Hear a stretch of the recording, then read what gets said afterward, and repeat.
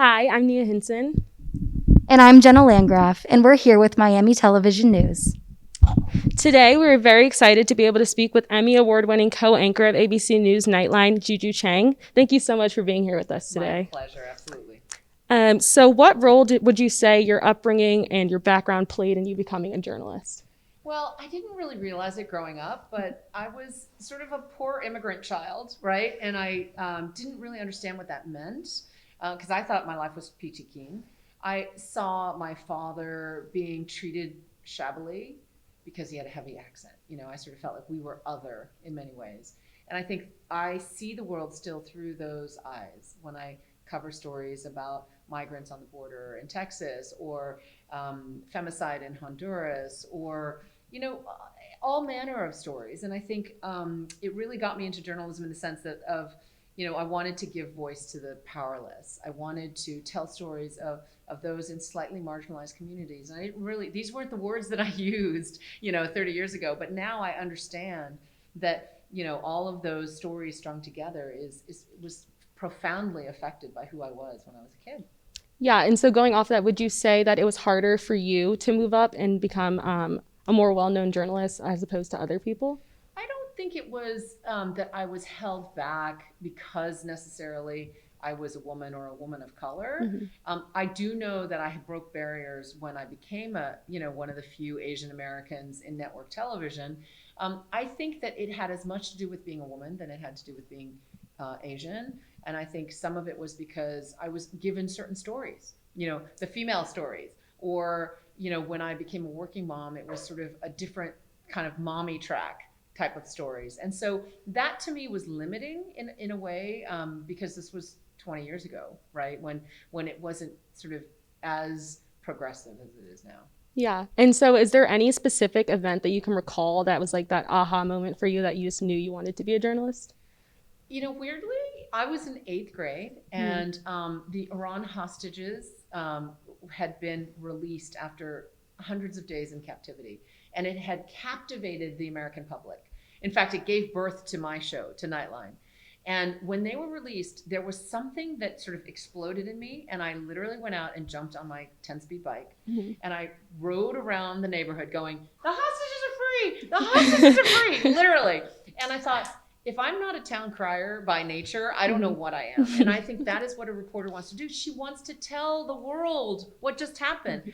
And it's different now because everybody learns at the same time, right? We all see it on our phones. And so now it's more not a matter of being first, but about a matter of giving perspective or giving analysis or adding some value to that fresh information.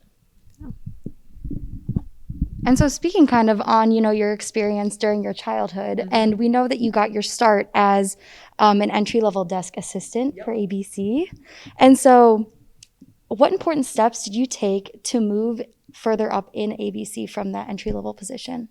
I think I worked really hard, and it's not that I'm smarter than anybody else or better than anyone else, but I worked really, really hard and made a point of pitching as many stories as I could, no matter what I was, whether I was a PA, which is a production associate, or an AP, an associate producer, or a producer.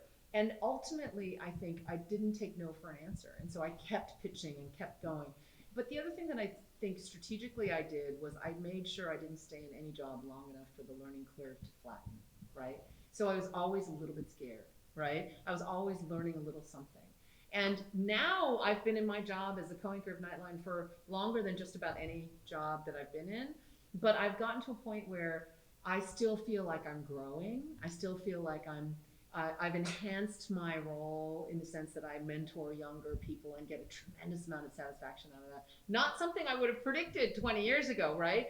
But I just keep growing, in every sense of that word. And I feel like that's what's kept me moving.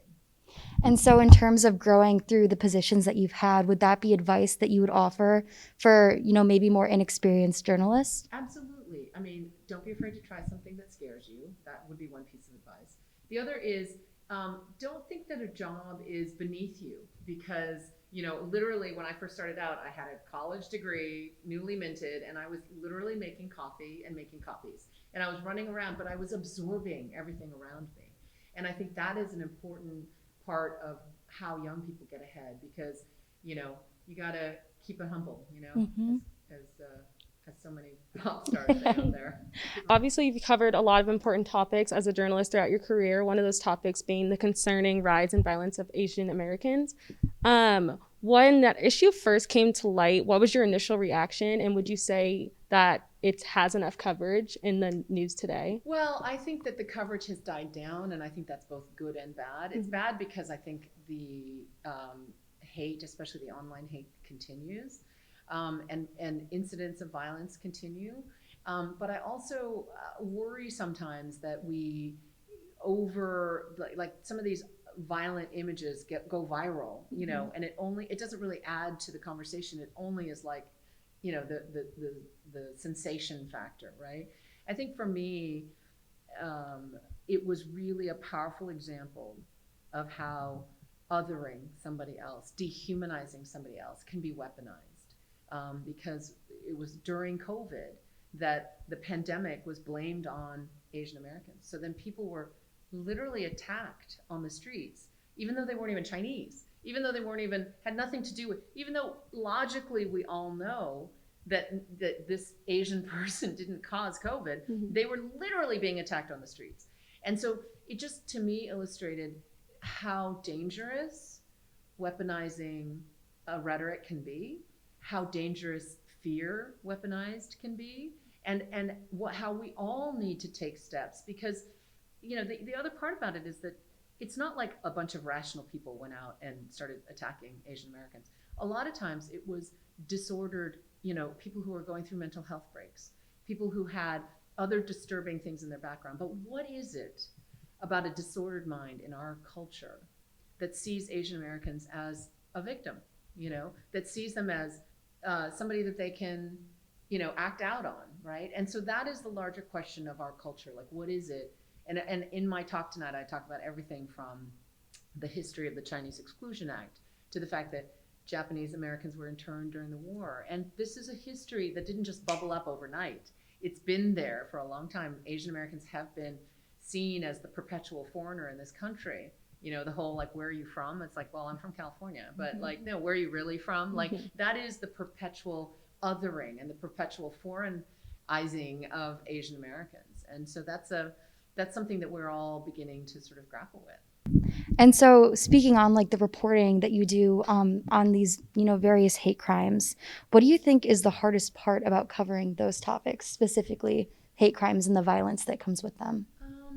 I think it is, for us, not falling into the pitfall of using the violence as a sensational tool, right? Because I've seen it a lot where you have to boil it down to a 30-second piece. So really all you see is somebody getting beat up. To me, the hardest part is being able to do a longer, in-depth piece to understand how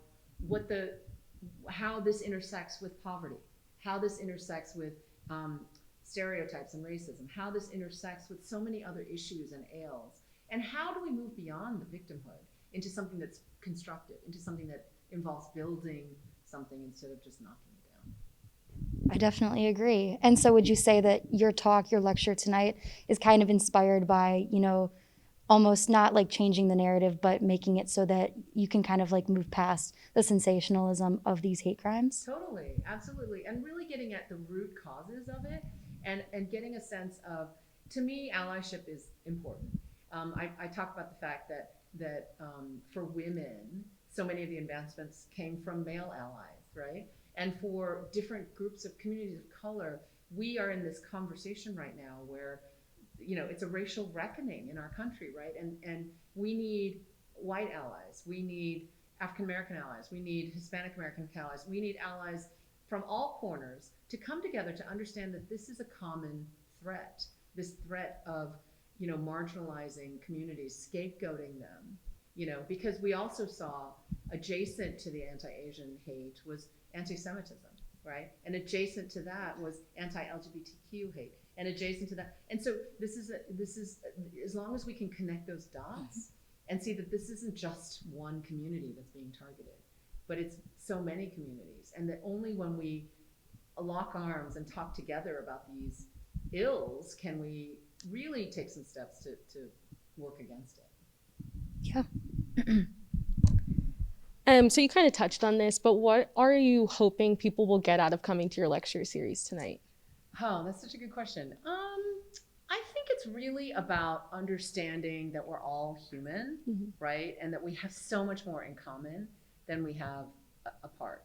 That this isn't just an Asian American experience, but this is an experience of feeling different, right? And feeling made to feel other. And I think that happens almost no matter who you are on some level. And I think,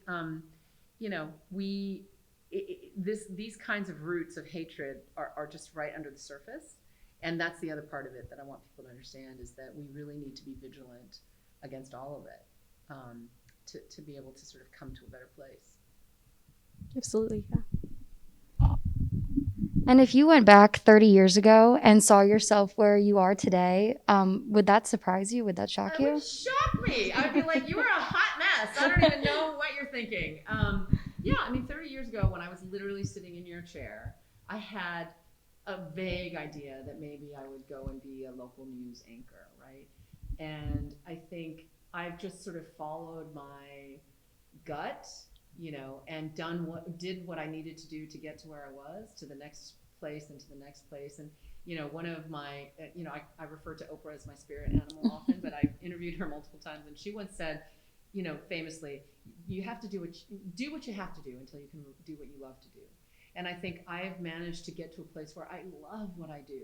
And I've told so many stories along the way, many of them because they were assigned to me, many because there was, and now I just feel like I have more freedom to do that. But I went far. I exceeded my expectations. The little girl who got on her bicycle to say that the hostages were freed now anchors the show that was born out of that. And the idea that 30 years ago you would have said, oh, you're going to be a network news anchor, or 30 years from now I'd be like, no way, no way. But sadly, some of that has to do with the fact that network television news has shrunk so much in that time. But there have always been very few of these chairs, and so they're still very rare. And I feel very lucky and privileged, honestly, to be able to tell these stories from the platform that's there. Yeah, and your background and your experiences are certainly inspiring for us as well. Aspiring to be journalists at the level that you've accomplished. Thank you. And so it's great to hear about, everything that you have experienced yourself. Thank you. And we know that you graduated from Stanford with degrees in political science and communication. And how did that degree and your experiences in your college years influence the years of your early career and so on? I think there was an actual set of classes that I took that I've drawn on for 30 years, and one was communications law. So everything from like the Supreme Court rulings on First Amendment rights or censorship or any of those things, I've drawn on that for 30 years. I've drawn on a film editing class where I learned the rudimentary aspects of like, what's a jump cut, what's a reverse shot, what's a wide shot, what's an establishing shot. That kind of stuff I've used throughout my career. But I think actually I double majored, and I've drawn on the political science of it probably more.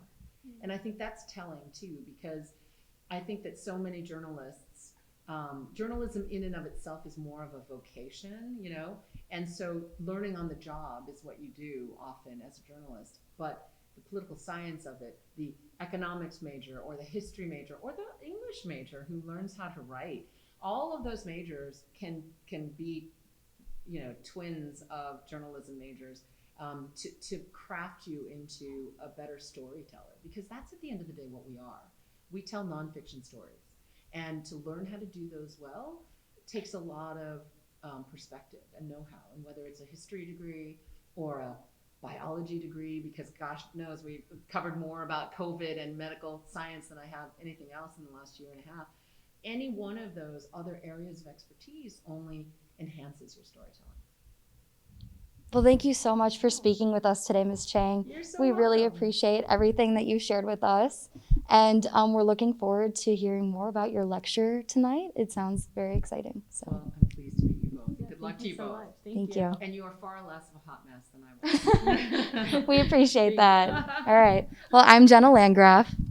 And I'm Nia Hinson.